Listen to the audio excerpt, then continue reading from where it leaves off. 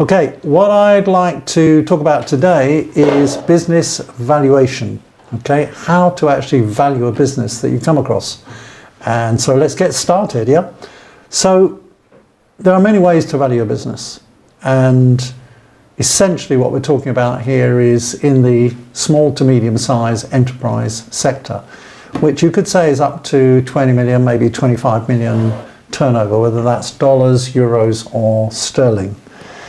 And there are many ways, but the ways that are normally used in valuing the smaller business is what I'm going to talk about today. Okay, and we look at different valuation of profit, and a very common method is looking at a multiple of the profit. Now, how do you actually judge what the profit is? There's different definitions of profit. You've got profit before tax, profit after tax, and most commonly EBITDA. EBITDA is earnings before interest, tax, depreciation and amortization. Depreciation is a book charge that the accountants do to write down gradually the value of fixed assets, or possibly with amortization, intangible assets. Intangible assets are goodwill, intellectual property that is on the balance sheet of the company. Okay, so EBITDA is very commonly used, and that is essentially normally on the profit and loss account of the business. It's typically an operational profit, and to that you add back depreciation. Now, many businesses like service businesses, marketing agencies, other service businesses, state agencies and whatever, will not have much in the way of depreciation because they're often operated out of serviced offices, rented offices. They don't own the assets and they don't have to be depreciated. Now, manufacturing businesses, on the other hand, typically have large amounts of plant and machinery making the widgets. They may have large fleets of motor vehicles, could be trucks, vans, whatever, and all that will be depreciated. And so depreciation comes in as quite a big thing. Now, what we're going to do is look at the different methods of valuation, okay? So we do know that multiples of profits are used, but there are other methods, and let's just talk about them. You have a valuation based on EBITDA. You have an evaluation based on, which is called price earnings, which is based on profit after tax. Now, I would agree, Warren Buffett and Charlie Munger, may he rest in peace, would agree that a price earnings valuation is the most accurate valuation. And that's the valuation that you will find on the stock markets. You will find a valuation of the profit versus the price of the stock at a given time. Now, why is that important? It's because a price earnings PE valuation will have the tax involved. It's all very well working on an EBITDA, which is before tax, but at the end of the day, the tax has to be paid. And there is a large body of opinion that says that an EBITDA is actually rubbish, BS, and not very accurate. However, the whole of the M&A industry works on EBITDA. So we have to be aware of that, okay? And moving on from price earnings, we also have a valuation called, for small businesses, SDE, which is seller's discretionary earnings. And that's based on the fact of what is it that the seller in a small business is actually taking out of the business or could take out of the business. How much is discretionary for him to take out as opposed to leaving the business to make sure the business is operating the whole time. And by the way, if you find this kind of technical stuff, and it is important if you want to go forward on your M&A journey, if you find it interesting, please click the like and click the subscribe so we can actually continue to build and to send you more information on this very interesting subject, of which there is a lot of interest at the moment. mergers and acquisitions. Another valuation is based on, well, the overall valuation is called enterprise value. Now, an enterprise value valuation will also, of course, bring into play the assets in the company. Now, again, there's there's controversy about this. Some would say that the valuation of the profit, multiple of the profit, encompasses the value of the assets in the company, which are used to generate those profits. Others, more on the seller side, will say, okay, we're making so much profit from a multiple, but on top of that, we've got £2 million worth of trucks or plant and machinery, and we have to value that as well. Now, at the bottom of the balance sheet, and I'm trying to avoid accounting gobbledygook, the bottom of the balance sheet, you will see two figures which will always be the same, and that is basically the net asset value of the business. Invariably, vendors, the sellers, are asking for more than what's on the balance sheet, but not always. Sometimes they're asking for less, and sometimes, you know, it's a little bit more, but not that different. So let's progress. So you need to look at, for larger companies, you need to look at the market capitalization, if it's a listed company. And it can be, you know, these valuations can be unstable. There can be outside factors. You've had, in the last few years, obviously, we've had the war in Ukraine, we've had COVID. All these socio-political, geopolitical factors can affect a valuation very, very much. And, you know, economic factors in a particular country or jurisdiction, and possible war, well, what happened with Brexit, of course, all these things. If you got a company that was selling 90% of its product into the European market, Brexit occurs, everything has to be rejigged and rebased on the fact that more administration costs, possibly more taxes and so on. So you've got to keep an eye on the whole issue of valuation on the geopolitical situation in a particular country or jurisdiction. Okay, so once again, to go back into a little more detail on a multiple of profits, some companies use a multiple of the turnover. Estate agents work in that way. Rental agents, for example, they will work on a multiple of the turnover in the business on the basis that the debtor book can be moved to a new company and will be bolt-on profit. Sometimes it's true, sometimes it's not. And obviously, don't ever forget that profit is sanity, but turnover is vanity. So just because companies have large turnover doesn't mean to say they're worth anything. And we come across our desks that we regularly see situations with companies with a £4 million turnover or a £2 million turnover. The profit multiple would only value the business at, let's say, 800,000, but the owners are enamored by the turnover figure, and they will be looking for the turnover figure more or less as a sales figure. Completely wrong, completely misguided, but you know, it's reality. So we've talked about EBITDA,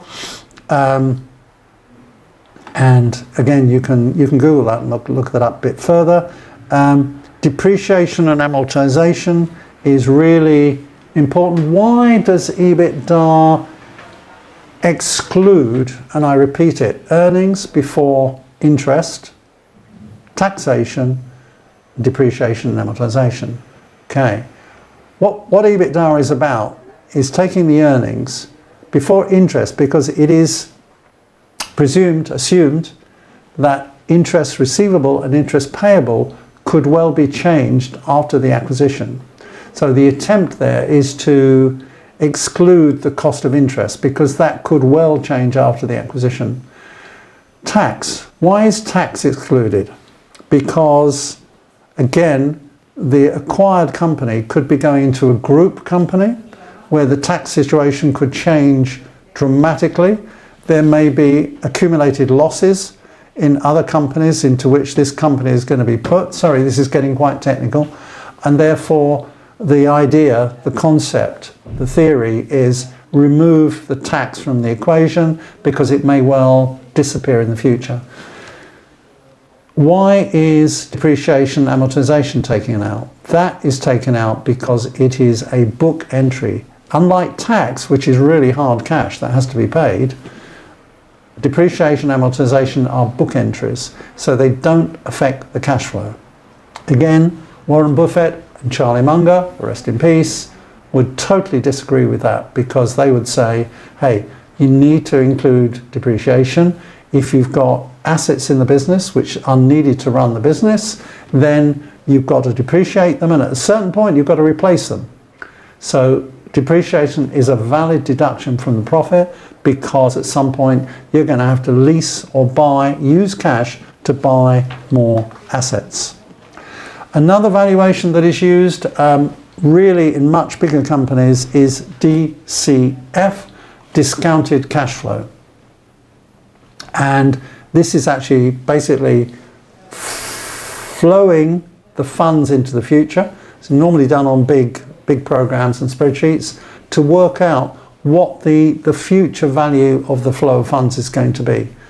And again, it's a bit technical. It's not used very much in the smaller business sector, but it's there, and sometimes you will come across it. Okay. Sometimes just the balance sheet valuation is used. Sometimes the net asset value on the balance sheet, which I've already mentioned, is used. And I stress, often the vendors, the sellers, actually look to ignore that.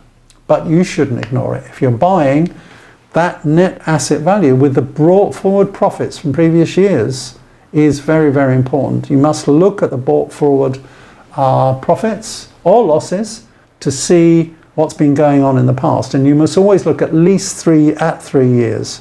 Yeah, and that's very important. Now, often you'll come across businesses where there's real estate in the business, bricks and mortar. We tend to, and most analysts would do this, tend to treat the bricks and mortar as a separate asset class. It really is different. The method of financing is different. We can bring it into the valuation, and we have had success in valuing the bricks and mortar, but actually getting the vendor to down value it so that the finance on the property, the bricks and mortar, can be used to actually part of the acquisition of the whole business. And again, we'd have to go into more detail to explain that. But that is very important. But it does complicate the matter. Often on deals, what we do is to look at the OpCo, the operating company, and the PropCo, the property asset. Often the properties are outside of the balance sheet of the operating company, and that means that it's a sensible way to go forward because the two will be kept separate. Often we will offer to lease initially the real estate, the bricks and mortar, with a view, with an option to purchase within 3, 6, 12 months. Okay. And what else do we have here? Enterprise value I've talked about, EBITDA we've talked about, and a lot more detail here. There's a thing called cash-free, debt-free, which often crops up. And you should be aware of that if you're going forward on your M&A journey. And by the way, if you don't mind me throwing in, if you don't mind, if you could like and subscribe to this channel so that we can continue to offer you more and more hopefully useful information. Cash-free, debt-free is a weird thing. It doesn't make a lot of sense, and it is propagated often by brokers for online businesses. Weird acquisition assist typically work on offline and online and distressed. But cash-free, debt-free is often totally misrepresented, totally misunderstood. The attempt by the vendor is to get the maximum value for their business paid for partly on completion and partly with vendor finance over a few years, but at the same time take out any excess cash in the business. Yeah, and we all accept, both buy side and sell side, we all accept that basically normalized working capital must be left in the business, otherwise the business will go bust from day one. But working that out is tricky. There's about 5 different ways of doing it, and I repeat, to work out normalized working capital is tricky. You can do it. You may want to get an accountant to help you. And then there is dealing with the vendor, who, even though the cash is in the business on the balance sheet of the limited company, which of course that cash belongs to the limited company, it doesn't belong to the owner personally, it belongs to the limited company. We then need to negotiate how much of that cash is going to be left in. I mean, a typical situation can be a deal we're dealing with right now, 1.2 million of cash. Working capital is probably in the region of 500,000, which is going to leave probably 600,000 of excess cash. So how much of that is left in the business needs to be negotiated. It's a very, very sensitive area. The owners tend to love their cash. I can understand that. And they want to take it and they don't want to leave it. In terms of asset valuation, it's completely incorrect to think that they can do that. But yet human nature means that they want to do that. So we have ways around that of valuing the business, allowing the owners to take excess cash within the purchase of the business. Again, not enough time to go into it in great depth, but it needs to be treated very delicately. Just a final word on SDEs, sellers' discretionary earnings. As I said before, this is very much for smaller businesses, and also being very careful with adjustments to the EBITDA. I should have mentioned this earlier, but the EBITDA in itself we can live with. We know how it's calculated, everybody can calculate it, it's very clear and open. However, many vendors try, or their representatives, maybe accountant, lawyer or broker, will try to add back adjustments. And some of those adjustments, again, we don't have enough time to go into great detail, some of those adjustments we would totally disagree with, especially when they're trying to add back the vendor's normal takings, maybe salaries and expenses and dividends and so forth. Because, well, for various reasons, I won't go into detail, but you need to be very careful with adjustments to EBITDA. Sellers' discretionary earnings, again, you need to be careful what's included in there. Is it reasonable? If you're buyer number 1 and you're buying from Mr. Number 2, the fact that Mr. Number 2 is taking, whatever, 100,000 out of the business, you will also want to take 100,000 out of the business, won't you? You might want to take a little bit less, okay? But the fact that buyer or seller number 2 wants to convince you that the profits are so much higher after you add back his salary is often completely invalid, because you would want to be taking a similar amount from the business. And I hope that makes sense. Discounting cash flow, I'm not going to talk about anymore. Just be aware that due diligence is very, very important when you come to actually making the final valuation, and make sure that the business has a growth profile going forward. And also be aware of another factor which is very, very important, that every vendor will typically try to convince you that the valuation is often based on the future of the business. New contracts coming in, increased prices, lower costs, and so on. You must not be influenced by that. Yeah, it's interesting, but you mustn't be influenced. What you're buying is the business today, as the business is right now. Okay, so it's an historical valuation. Anything else could be jam tomorrow, could be completely hot air, and often it is. So be aware of the business as it is now, the assets and the turnover. Don't be over-influenced by vendors who say, oh yeah, we're just, we've taken on a new contract, blah, blah, blah. If you see evidence for it, you might want to be a bit influenced, but not too much. It's an historic valuation, and that's what you're going to pay for, yeah? If you were to buy a new car or a second-hand car, you're buying what you see and what you have tested, right? If the owner says, oh yeah, I'm going to take it in, it's going to be completely resprayed, we're going to have the engine taken out, completely reserviced and whatever, well, that's all very well, but what you're buying is the car as it is right now. I think you understand what I'm talking about.